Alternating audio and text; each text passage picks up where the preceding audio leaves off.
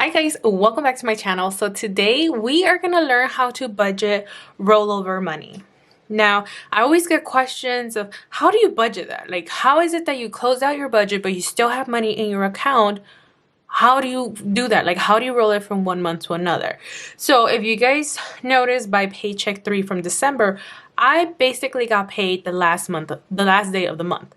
So even though I didn't use that money to fund anything, I put that income as part of my December budget, and I left that chunk of money in my bank account for stuff that was going to happen in January. So we're going to go ahead and budget out for that right now, like that you guys understand how rollover money works. Now, rollover money happens when you're paid bi-weekly. So this is kind of be like a bi-weekly paycheck that is like in a transitional period, like getting paid like the last week of the month and having to use that for the beginning part of the month. So let's get started. So I'm going to go ahead and open for January, and I had laid out my January budget here, and then we're just going to go ahead and budget for my rollover. Like, this is the first time I've ever actually done a rollover budget, because usually I just wait until I get paid, and like that I know exactly what my money is being used for.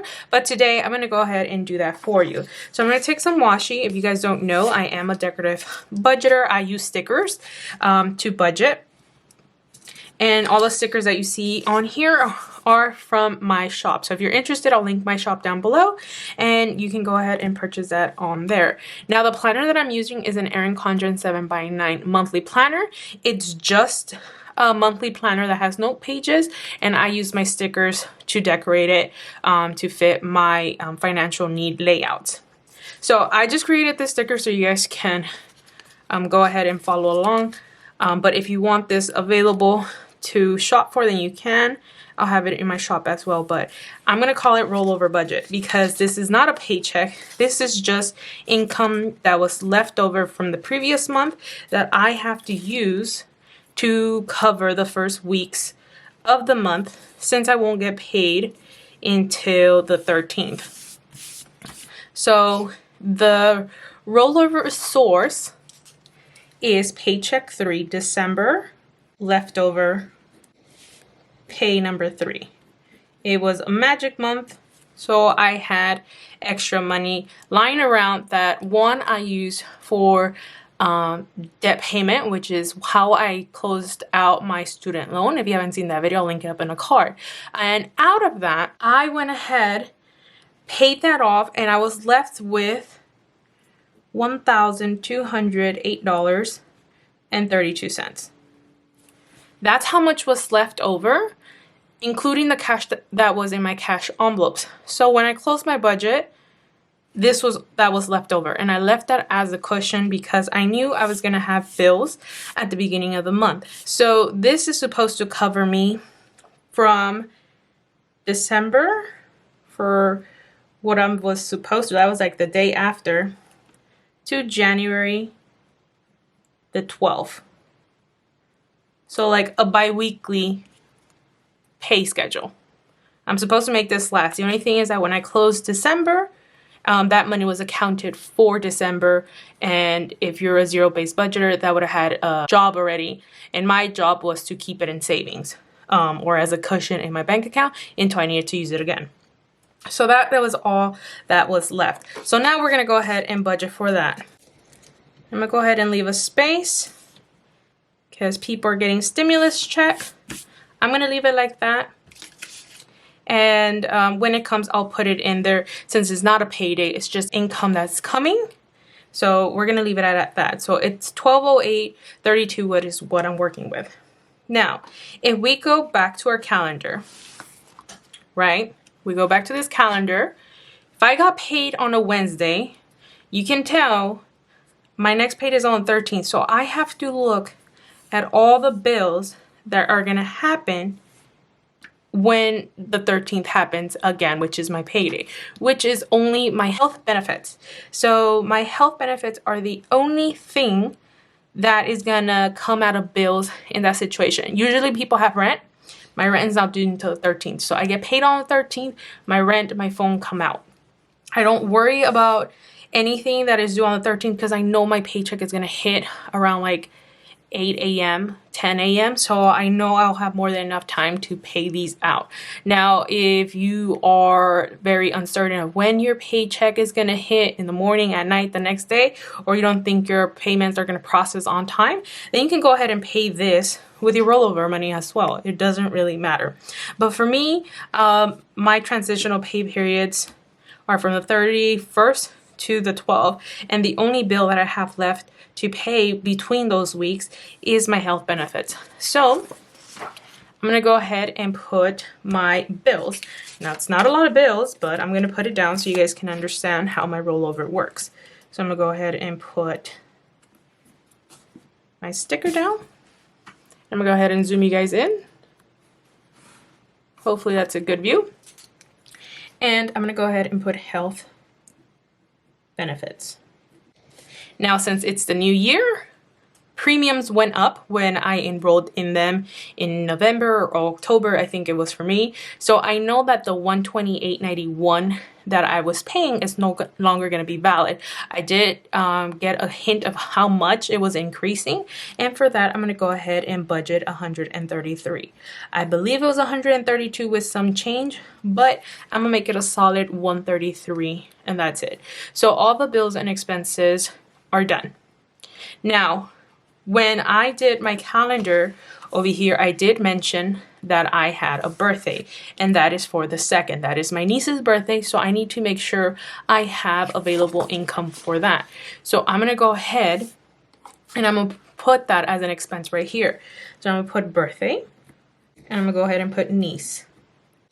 Now, she wants stuff from Amazon, and the reason why I know this is because the week prior to my budget, I always tell the people whose birthday is coming up, hey, what do you want? I'm creating my budget on the 1st. If you don't tell me, I'm not putting you in there. You know, give me a ballpark, give me an idea, send me some gift ideas, and let me know. So I told that to my sister and to my niece, and they sent me a wish list from Amazon. I added up together, and it looked like about $40 worth of stuff. So I'm gonna buy her a gift card for Amazon of $40. Like that, she can do or order whatever she wants, and I don't have to worry about ordering it in time to get it to her, because if I got paid on the 30th and I order it now, there's no way it's gonna come on the 2nd for her. Like, it's just not, even with Prime. Like, we already know. So a gift card, bam, bam, here's win-win for both of us. So that is it. I don't have anything else that I have to worry about bills and expenses. Like, we're done with that. So I'm gonna go ahead and close this section off. So we're gonna go ahead and close that off. Grab my ruler, make my lines,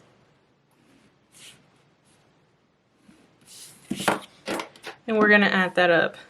Supposed to be easy math, but I use a calculator to show you guys. So 133 plus 40. I have $173 that I have to set aside for bills and expenses with this transitional period that I am before my next paycheck hits. So I'm gonna go ahead and put 173. Cool. Next thing I have are my cash envelopes. Again, if you're barely creating a budget and you're working with last month's income because you're waiting for a new paycheck, make sure you have a set amount for your cash envelopes. I know I do. So for my January budget, I decided $375 is going to be for groceries for the entire month. Same for gasoline, it's going to be $60, and spending is going to get $250. So I'm going to go ahead and write those down. So I'm going to put groceries, gasoline, and spending. This takes care of me and my needs. So anything else that you think you need for you right now, put it on here. Everyone's cash envelopes are different. All the amounts are different. You know what your budget needs and how you like to see and set that up. So put your numbers in, put your categories in. They don't have to necessarily be this. They don't necessarily have to be cash envelopes. If you do digital budgeting, just make sure you know the amount that you're setting for yourself and keep it that way. So I'm gonna go ahead and make these lines just so I'm making sure I'm not writing crooked. But for groceries, I know I'm doing $187 or 188, I believe. So I'm gonna do 188 here. Gasoline, I'm doing $30.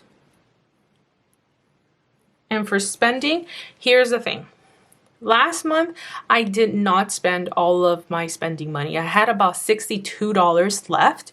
Now, I can decide if I want to give myself the full amount of 125, I believe, based on this budget, or just keep the rollover amount that I had left over for December. But to make this as easy as possible, I'm gonna go ahead and give myself the 125 because this is like bi-weekly budgeting. You have to work with previous month's income because you're getting paid every 2 weeks, and some of them just intermingle with each other, and it's gonna get worse or better during February since we're having less days or less pay periods there, so just be aware of that. So these are gonna be the budgets that I set up, and this is literally all based on my monthly budget. So I'm gonna go ahead and do 188 plus $30 plus 125. That means I'm setting aside $343 for my cash envelopes. So here we go. I haven't gotten paid for the month of January, but I am using the leftover income, my rollover money from December, to cover the first 2 weeks. And this is what the first 2 weeks look for me. And as you guys saw from my sinking fund setup, I also have savings goals and debt payment goals as well. So I'm gonna go ahead and put down a miscellaneous category. Now the miscellaneous category is just you trying to take care of anything extra that you think your income can handle. So for me, I'm gonna see if I can do my cart maintenance, my medical co-payment, my Nordstrom sale sinking fund, and my Black Friday sinking fund as well. So I'm gonna go ahead and put cart maintenance. And these are just basically sinking funds that, you know, you can go ahead and fund or you can wait off. They're not important. That's why they're miscellaneous. These are the most important when it comes to your budget. So cart maintenance, medical. This is my medical fund. And then the other two that I had in mind to taking care of is Nordstrom sale and Black Friday. Now, if you guys are wondering why I'm thinking so far ahead, is because for Black Friday, we're planning on spending a big chunk of money. And I don't want to fork that from my budget from the month of November. I want to save little bit by little bit by little bit so we can reach there. And I'm also doing half and half with my boyfriend. Now the Nordstrom sale, like I said, I buy clothes in one go for once a year. Trust me, I do. I'm not a very shoppy person with clothing, but I do love the Nordstrom sale. And that one, I usually spend about $500. And I don't want that to come out of my personal budget in one go for the income that's coming from July, because then I kind of trap myself in being unprepared or having unbudgeted expenses. So I'm starting now little bit by little bit if my budget can handle it. And so far with the rollover, it looks like I can. So for cart maintenance, we are literally taking those numbers from my sinking fund goals. So when I set up my sinking funds goal, this is all I'm trying to save. I'm not overdoing it. This is everything I think I need, and I'm not going too crazy. And each of them has a savings period. So the ones that are always going to be ongoing is cart maintenance. So that's going to be $40. Medical co-payment is going to be $25. And this is monthly. So I only have to do this once a month. Or if you're a bi-weekly paycheck budgeter, you can do this twice a month. Break these apart. So $20 for this. And what is this, like $12.50? I don't know. For each one of these. But if you can do it in one go, you can. For Nordstrom sale, same thing. $60. I can do 30 now. And then for home appliances, since me and my boyfriend are doing half and half, my part is $40. So I can break this into 20 or give the full 40. Completely up to you how you want to break your savings goals, your debt goals, and all that stuff here. So for cart maintenance, I'm going to go ahead and give $20 here because I don't want to overexert this. I'm going to do the $25 for medical co-payments to just get that out of the way, since you never know when you're going to have a medical visit or copay, or at least for me, I know I'm just so radical with that. It happens when it happens. And for Nordstrom, I'm going to go ahead and do $30. I'm going to break that in half. I'm not going to give the full $60. I'm going to break these up into 2 separate paychecks. And then for Black Friday, I'm going to do the same. I'm going to go ahead and just do the 20 instead of the 40. Now that you have all of that set, my next step is my debt. So I'm going to go ahead and put debt. My debt is still a priority, but I want to make sure that, you know, if I can't take care of these, then I can scratch all of this off. And I rather fund my medical than pay towards my debt. You get me? I pick and choose. I go down the line and say, yeah, you know what, I can do it this paycheck. You know what? No. And then I'm like, this is a priority. I'm going to check that off. So that's how it works in my brain. So I'm going to go ahead and do debt payment here. And I'm not going to write down anything until I do the breakdown of it, so I can see exactly how much I have to work with.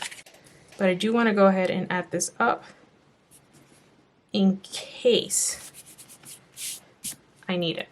So I wonder if I can fit it right here. I actually can. So I'm going to go ahead and put this right here. So I'm going to put income or just rollover. And since this is an actual, I'm going to go ahead and put it here. I'm going to do 1208.32. And then I'm going to go ahead and do bills and expenses. These are budgeted amounts because I never know if a bill is going to pop out like out of the blue, like who knows, you get me? And then I'm gonna have cash envelopes. Same for here. I'm gonna put it in the budgeted section because I may or not spend all of that money.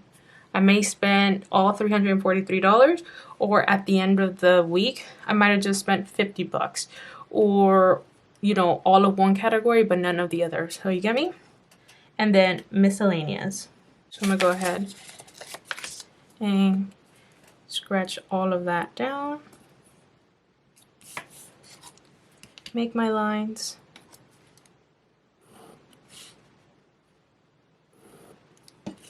Cool. So now we're going to grab the calculator and we're going to go ahead and start making the math. So we're working with 1208, at least I'm working with 1208. And the first thing that's coming out is $173 for bills. Then I'm going to think about myself and I'm like, okay, I need my cash envelopes to live off of. And that's going to be $343. So I have $692. So I'm like, okay, it looks like I'm more than able to do all of this. So I'm going to do minus $20, minus $25, minus $30, minus $20. That means I have about $597.32 to throw at my debt. And the reason why I say that is because if you want to create a zero-based budget, you have to assign any income that you have left a job. You don't have to throw it at debt. You can leave it in your savings. You can leave it as buffer. You can leave it as like emergency fund money that you want to just hoard. But assign it. Assign it a name. So mine is going to be debt payment. I'm going to go ahead and just do $597.32 because that's what I'm working with. So now my miscellaneous category is complete. And then we can add this up.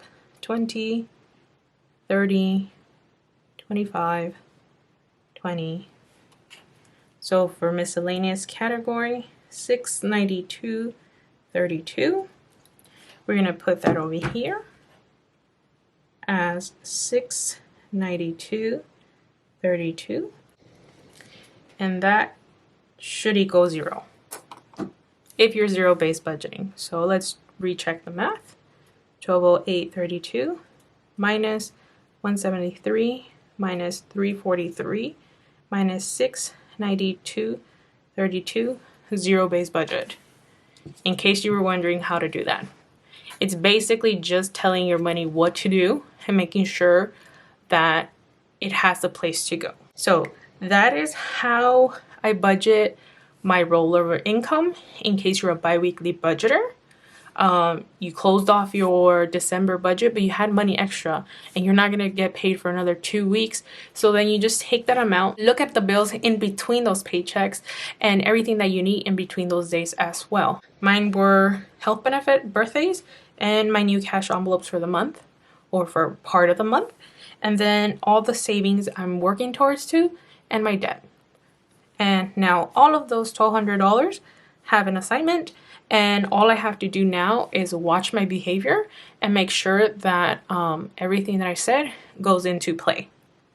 Now, if you're one of those people that are new to budgeting and you kind of don't know how to average out, yeah, this is how you budget your rollover, how to zero-based budget, and how to bi-weekly budget all in one. So I hope you guys enjoyed this, and I'll see you in my next video. Bye, you guys.